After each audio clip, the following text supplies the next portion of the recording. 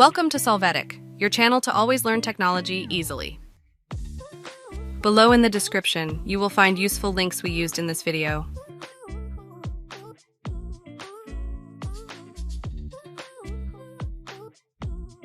Today in Solvetic, we will see how to completely remove comments from Word. To get started, open Word. Here we can see the comments of the document. Hey, remember to subscribe Solvetic channel.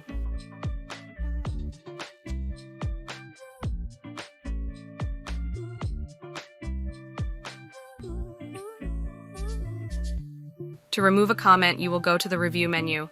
There in the comment group, click delete. We will see how the comment will be deleted. To delete all comments from the document, display the delete options. Click delete all comments in document. You will see that there is no longer any.